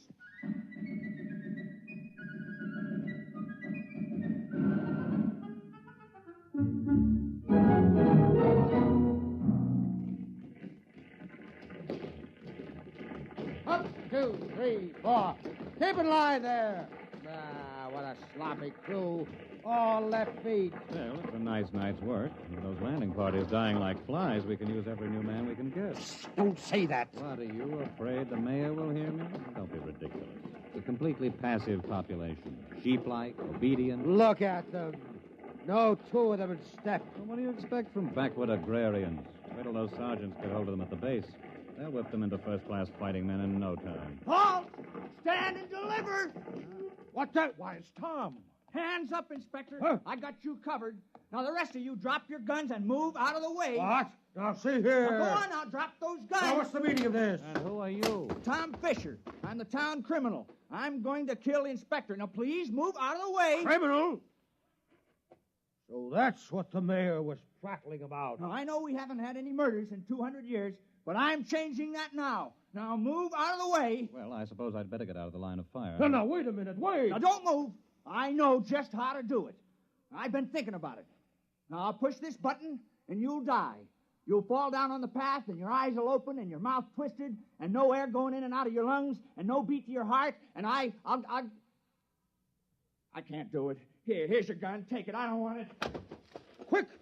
After him! Sergeant, take a squad and search the forest. Take it easy, Inspector. This whole planet is forest. 10,000 men couldn't find him if he doesn't want to be. But I'll have him hanged on the spot. Oh, I'm terribly sorry. Sergeant, have the entire ship's company turned out. General, I want all your people out looking for him. Shoot on sight. Kill him instantly. Oh, we couldn't do that.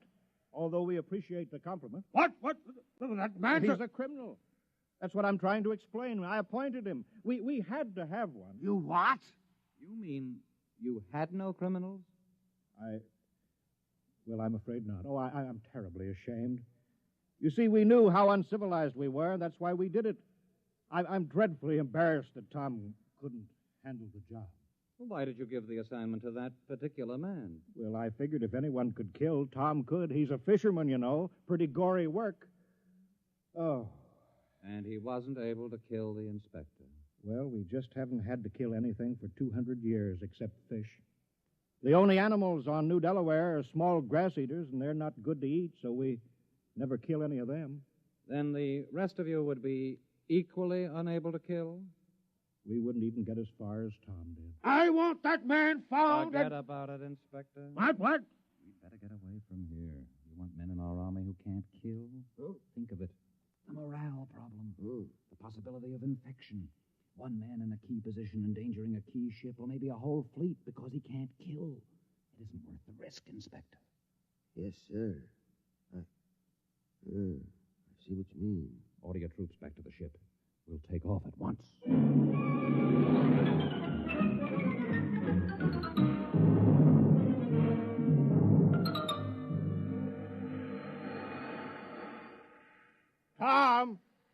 Tom, you can come out now. Tom, they're gone. He's hiding around here somewhere, Mayor. Yeah. Tom! Here I am. I'm sorry I bungled it. Well, don't feel bad about it. It was an impossible job. I'm afraid it was. I thought that just possibly you could swing it, but you can't be blamed, Tom. There's not another man in the village who could have done the job even as well. What are we going to do with all those buildings, Mayor? The jail, the post office, the little red schoolhouse, the church? Well, I think we'll build a playground for the kids with swings and slides and sandboxes for them. Another playground? Surely, why not? Well, I guess I won't be needing my skulking permit anymore. No, I guess not. Oh, well, we did our best. I had the chance, then I let you all down. It's not your fault, Tom. Look how long it took Earth to get civilized. Thousands of years. And we were trying to do it in 2 weeks. Well, we'll just have to go back to being uncivilized. Yeah. Well, we better get back to the village. Looks like rain. Well, soon I'll start fishing again. Say. What is it, Tom? Well, it's too late now, but it's too bad I didn't think of it before. I might have been able to go through with it. Think of what, Tom? I think I could have done it. If I'd only had the sense to think of the inspector as a fish. Well, it's too late now. Guess he's just a big one who got away.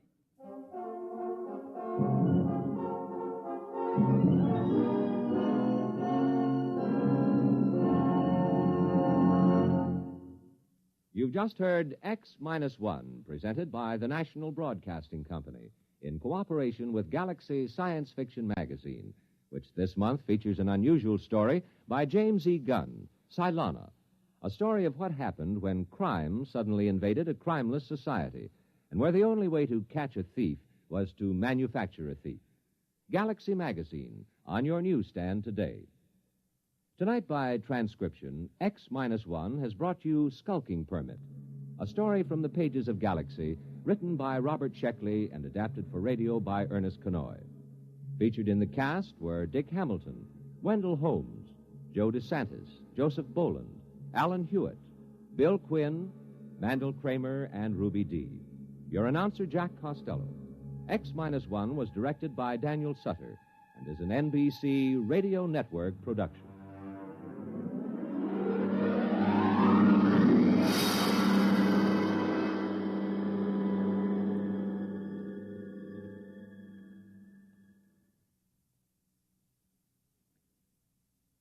Let's visit Fibber McGee and Molly tonight. In just a moment, X-1. But first, when you hear the hearty laugh and familiar voice of the great Gildersleeve tomorrow night, you know you're in for some hilarious adventures. Because wherever Gildy is around, why, somehow things never seem to go as planned. It might be his impulsive nature, or maybe it's his incurable weakness for the fairer sex. But whatever it is, the great Gildersleeve is bound to keep you laughing for a full 30 minutes. Tune in tomorrow night and meet Judge Hooker, Nephew Leroy, Housekeeper Bertie, and all the rest of the friendly people from Somerville as they join the great Gildersleeve. And now stay tuned for X-1 on NBC. Countdown for blast off. X-5, 4, 3, 2, X-1, fire.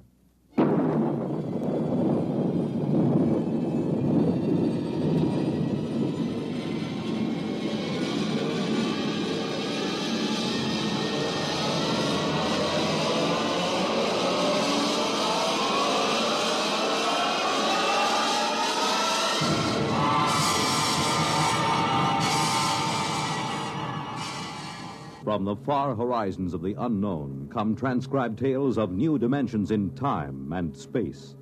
These are stories of the future, adventures in which you'll live in a million, could be years, on 1,000 maybe worlds. The National Broadcasting Company, in cooperation with Galaxy Science Fiction Magazine, presents X-1.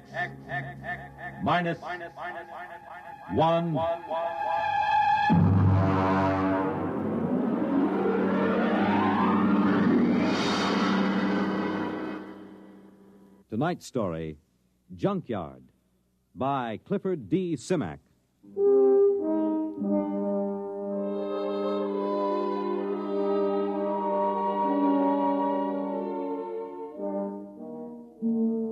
The funny thing about the whole thing was the fact that we had never intended to land on Planet 9.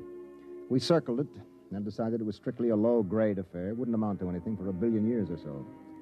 As commander of a galactic survey team, I couldn't waste my time on it. Then my exec saw this junkyard through the telescope. We landed, took a look at a load of alien machine parts discarded by some other spaceship, and then prepared to take off for Earth. It had all been a waste of time. Engine room, MacGyver. This is Commander Warren. All secure? Yes, sir. Very well. Count down for blastoff. Engine room ready, sir. X-5, -4, -3, -2, -1. Fire.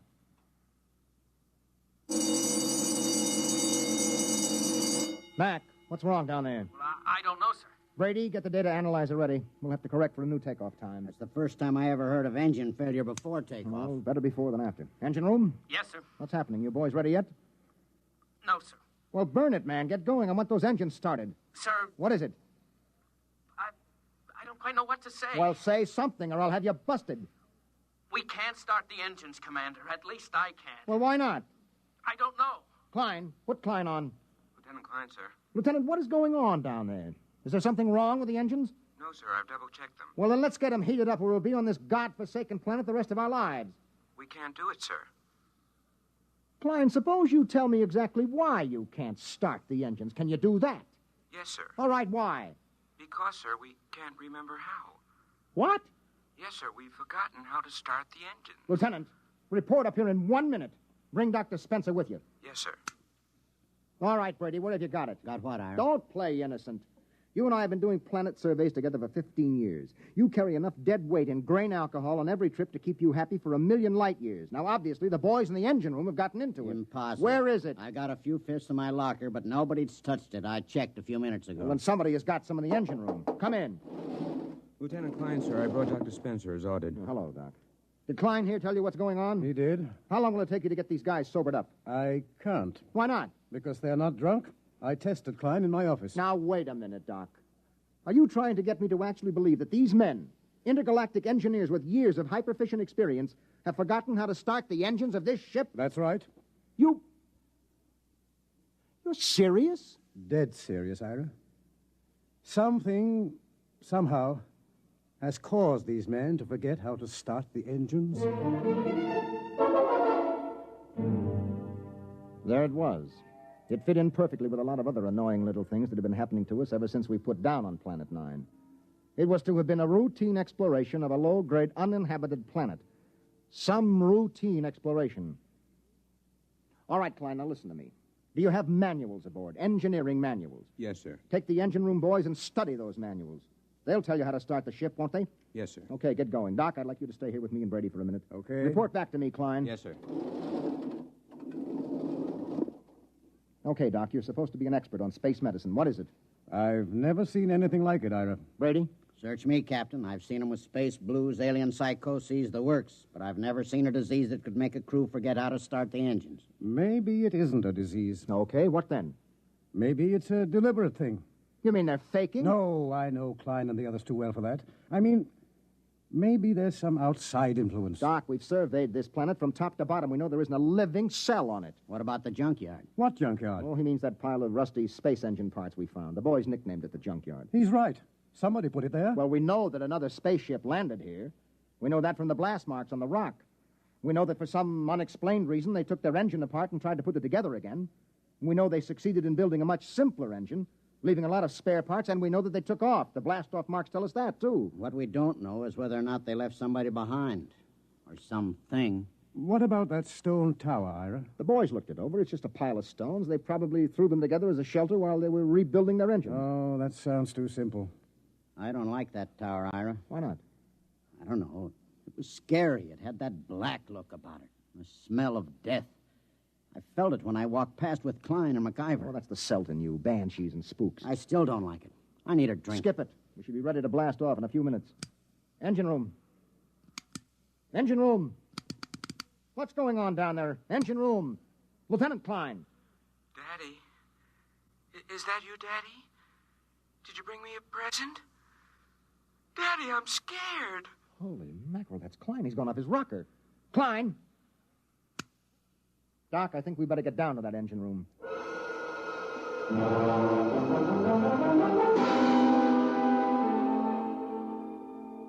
When Doc examined Klein, he found him to have the mind and memory of a 6-year-old. That's it, Ira. Something drained Klein of his memory. And that's as much as I can tell you. Well, that's a big help. Here's the manual he was reading. Well, at least we can follow this manual and get off this stinking planet. Hand it to me. Right here.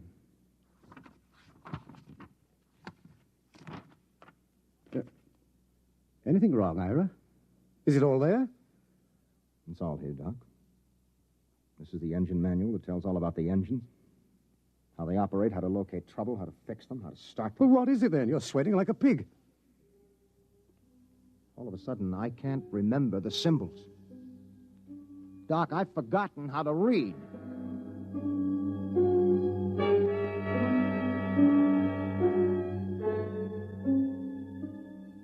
I left the engine room and went out through the lock to stand on the outside platform of the ship. I looked over the junkyard where the metal of the rusted engine parts gleamed. There was a riddle there. A riddle we hadn't been able to figure out.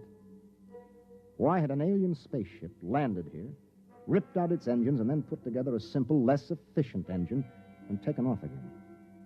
And they had worked in an awful hurry, judging by the mess they left. Why? Why?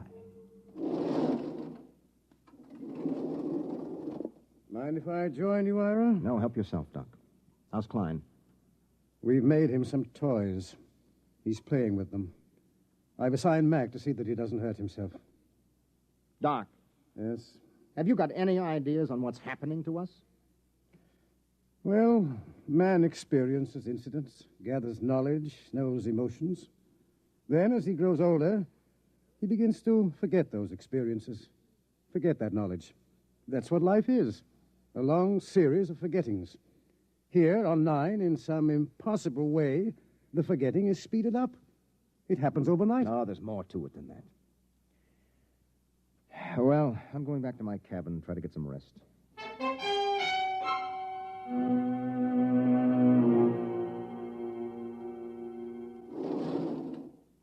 That you, Ira?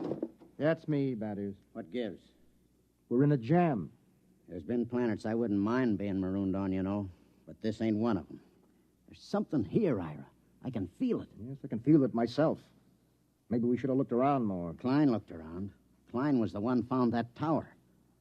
Brady, that's right. He did. He said he didn't like it. He said it scared him. In the morning, Bad Ears, we'll go and see that tower.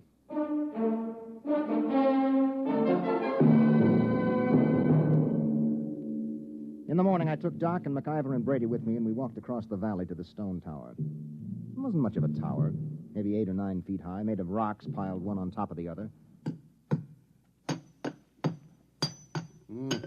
Pretty solid. Well built and odd. Type F culture, I'd say. Did anybody bother to look inside this thing? McIver, you were here with Klein yesterday. Yes, sir. We couldn't find a way in, Captain. Klein poked around but gave up. Well, we'll make a way in. Stand back. I think I can shoot the top off it. Oh, no, that should be big enough for a man to lower himself into. Okay, pass a rope around my shoulders. Captain. Yes? In case there's anything, well, dangerous, maybe I ought to go. After all, I'm survey engineer. McIver's right, Ira. Okay, Mac, your responsibility. Yes, sir. Just fasten the rope under my arms. Mm-hmm. That's it. Now, I'll climb up and lower myself in. If I pull twice, haul me out. One pull means okay. Give me a hand, Brady. Huh? How about a quick shot of whiskey first? Never touch it. Ready? Yep. Can you see inside? Black as a tomb. I'm going to lower myself. Pay out a little rope. Well, it's been lovely. Here we go.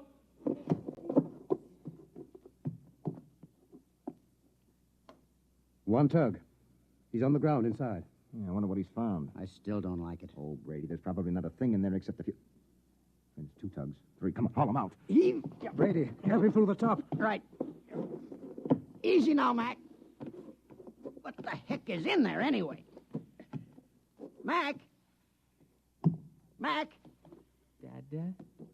Dada? Holy jumping asteroids. Doc, he's flipped. No, he hasn't lost his mind. He's just reverted to babyhood.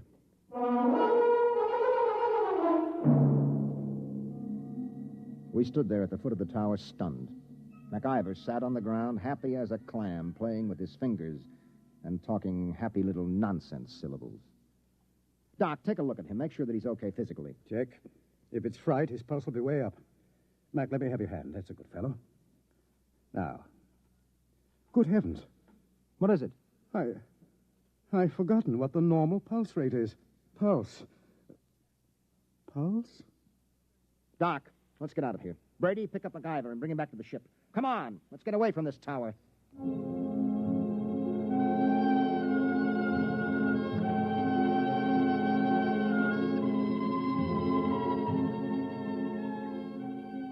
A few minutes later, Brady and I sat in the captain's quarters.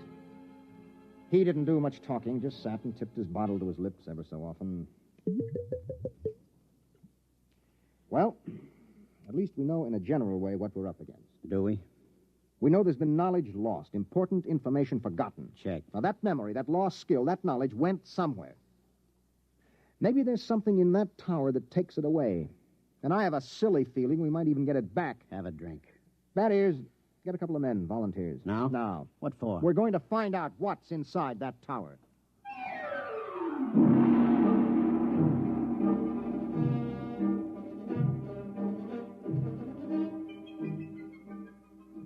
We lowered a rotating infrared movie camera into the tower, took some pictures, and went back to the ship for a look. There was something in there, all right. Now, as far as we can determine, this thing we photographed is shaped like a watermelon standing on end. The movement of the hairs all over it suggests vibrations, such as an antenna of an insect. Underneath are wires leading to terminals that seemed plugged right into the thing. You think it's a form of life? My guess is a combination of living organism and machine. After all, man and machines work together. The difference is that man retains his individual identity. Well, since it doesn't locomote, somebody or something must have put it there. Exactly. It looks like some kind of communication organism. If it is, it's a communication machine that is built to take in information rather than pass it along. Doc, do you really think that egg in there has been stealing our memory? Why not? Well, because it's too wild. That's why not. It's no wilder than a lot of other things we found. Say that egg is a device for gathering knowledge. But there's no knowledge here to gather. I mean, how often does a ship land on an out-of-the-way melon like this? Wait a minute, Brady. Who says that knowledge has to be collected here? What? I said, why do we assume that knowledge has to be collected right here on Planet 9? We forget things back on Earth, don't we? Good Lord. Suppose you were some race setting out fish traps for knowledge, and you had plenty of time to gather it. Where would you put your traps? On a planet swarming with intelligent beings where the traps would be found and destroyed or their secrets snatched away? Or would you put them out on some second-rate world where nobody would ever bother them? Good heavens, I'd pick a spot just like this. Let me fill in this picture, Doc. I think that some unknown race is bent on trapping knowledge throughout the galaxy. Ira, if what you say is true, if it is, then every time someone on Earth forgets something, it's because one of these eggs has drained it out of him. Well? It's too fantastic. Have you got a better guess? No. The question is, what do we do next? If anybody gets near that egg, he winds up like some puling little baby. You were pretty near it that first day. Did you forget anything? Well, how should I know? I was too pleasantly lit up on grain spirits to know the difference. Well, the question is still, what now? I'm going outside to think. Ira. Yes? There is one thing to keep in mind. What is that, Doc? If those are memory traps, then there must be a way for somebody to empty them. And if we're ever going to get away from here, what's gone in has got to come out.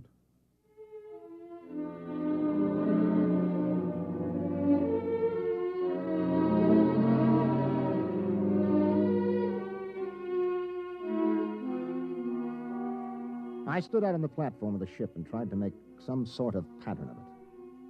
Forgetfulness. That was the key word. All through the galaxy, in every culture, there was forgetfulness. There were lots of learned theories, of course, kinks in the brain, neuroses, data processing. But suppose they were wrong. Might it not be that forgetfulness was caused by thousands upon thousands of these memory traps planted throughout the galaxy, nibbling away at the conscious memory of all the sentient beings that lived among the stars? On Earth, a man forgets slowly because the traps are far away. But here, in their very shadow, a man forgets suddenly. And then another thought entered my mind. What kind of race had set these traps? How did they empty them? How? Brady. Huh? Where do you keep your liquor? Not cheap. Come on, where? It's in my locker. Get it out of there, all of it. Ira. That's a direct order. Okay. All of it. That it? Yeah. I never thought I'd see the day when you pulled rank on me, Ira. If you confiscate this stuff, so help me, I'll never Who forgive said you. anything about confiscating? That is, have you ever really hung one on? I mean, just got pie-eyed drunk? Let's see. Yeah, there was once on Mars. Was that the worst? It was beautiful. Took me 3 days to sober up. They say I fought off the whole galactic patrol for hours. Well, do you think you got enough here to get that polluted again? I got a pretty good supply, Ira. Well, that's good, because in 1 minute, I'm going to give you a direct order to hang on the biggest, most monstrous drunk in the entire history of the universe. But first, you have to volunteer. I volunteer. No, not until I explain why I'm doing this. Ira, this sort of project don't need reasons. It's a pleasure. Let me finish. You know that egg up in the tower? Yeah? The minute you get near it, it grabs your mind, wipes it clean, right? Yeah. And a lead space helmet doesn't shield you, as we saw with MacIver. Right. Now, Doc thinks this egg is a kind of communications thing. It must be. Okay, you're a communications man. What do you do when you can't shield a communication? Well, that's easy. You scramble it. Any fool knows. Holy mackerel. Exactly. Are you still game? You think it'll work? I don't know. I think it might. Well, suppose it doesn't. You'd be a babbling infant like Klein and MacIver. If we don't stop that thing, it'll happen anyway. Unless we can remember how to start the engines. Okay, Ira. I'll do it. When do I start? Right now.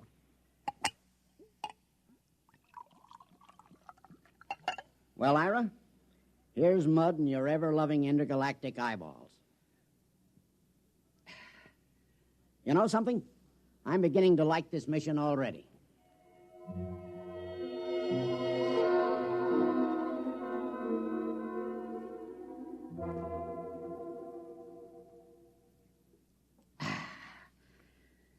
Well, that kills the last bottle. How am I doing, our old buddy? You're not drunk enough. I should have picked somebody like Doc, except he'd probably pass out. I'm not drunk enough, huh, old buddy pal? Not yet. Well, then, in which case, old buddy, I'm going to have to do something I never like to have to do. What's that? I'm going to have to go into my extra special emergency reserve supply. It's a little supply I keep in case of getting marooned on a planet, you know? I don't like to go into it, but in this case, it's my duty.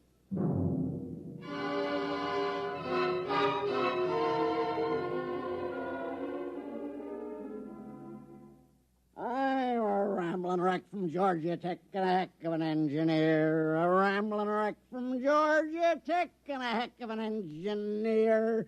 Woo! Blast off! Okay, I guess you're ready. What do you think, Doc?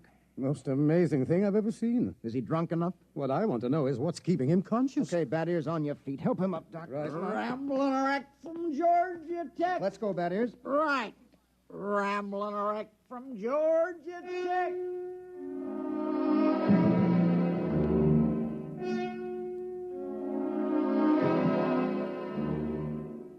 Somehow we pushed, hauled, and stumbled Bad Ears Brady out of the ship and up the rocks to the egg tower.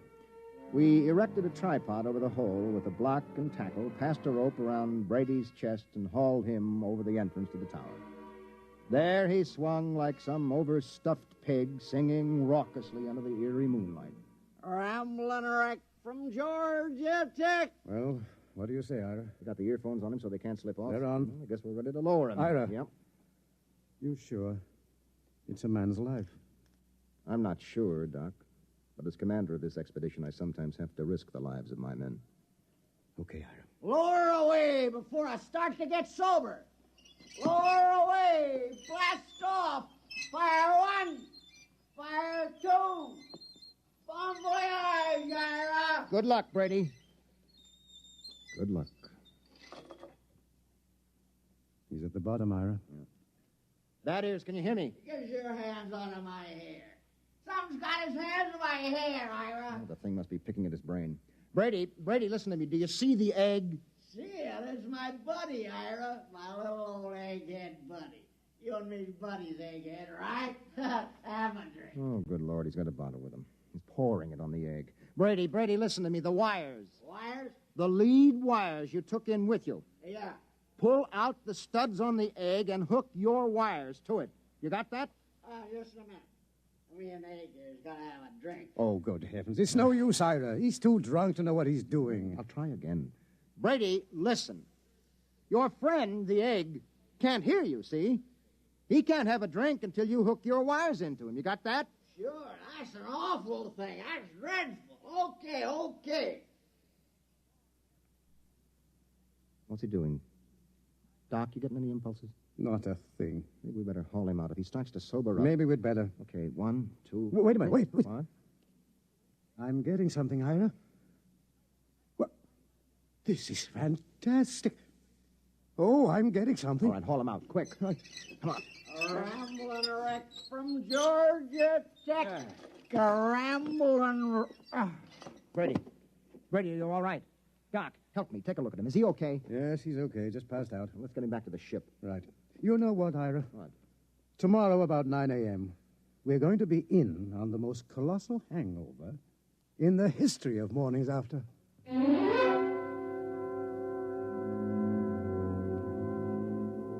We were in on more than Doc Spencer had bargained for. More than any human being had any business being in on. Oh. Well, Brady, how do you feel? Shoot me. You turned the trick. The tower. You hooked into the egg. The stuff is rolling out now. Doc and the boys have got a recording hooked up. The stuff they're listening in on is enough to set your teeth on edge. What's that? The information that mind trap has been collecting for hundreds of years. It'll take us years to sort it out, but we're getting some of it straight already. Any of our own stuff? Plenty. Anything on engines? Well, not on our engines. So? We got the dope on the junkyard engine. Mac and the boys are helping to get it assembled. We're ripping out our own engines and just keeping some of the parts. Another junkyard, huh? Another junkyard. The engine we're building now is superior to anything ever built. Pretty handy little gadget, that egg. Only one thing. What's that? Tell Doc if he comes across a good hangover remedy to let me know, huh? Oh.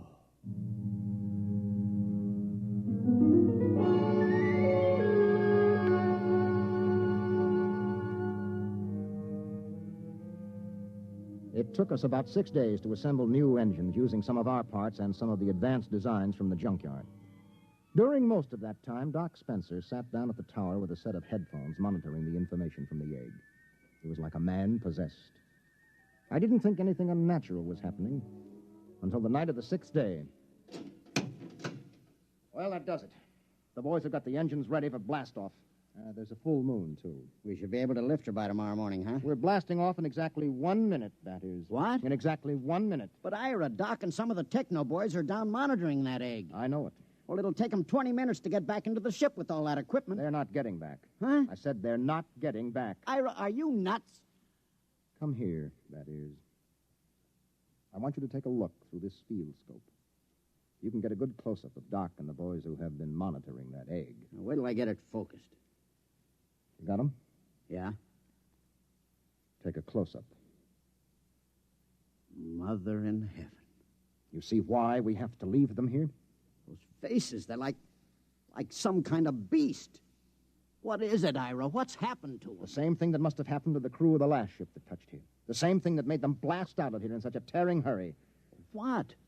That is, there isn't only knowledge in that thing. Those boys are monitoring something else.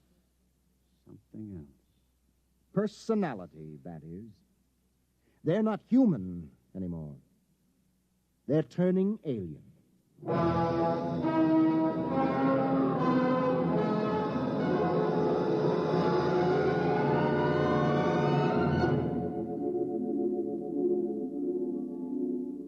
They were still there when the ship roared up away from Planet 9 and pointed her silver nose toward Earth. We could see them in the scopes. A group of tiny figures crouched over the recording equipment, their earphones plugged into the egg. They didn't even look up when we blasted off. They were no longer human now. They were something else. Something 1,000,000 light years old and of another world.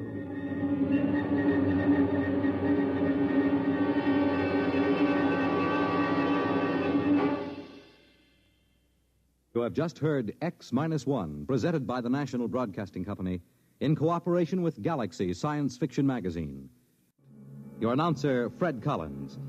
X-1 was directed by Daniel Sutter and is an NBC Radio Network production. Countdown for blast-off. X-5, 4, 3, 2, X-1, fire.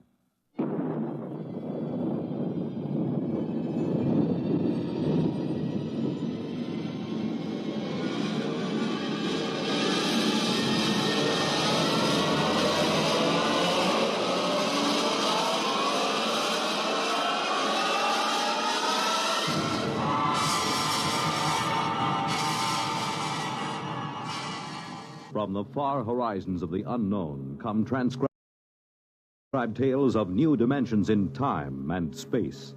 These are stories of the future,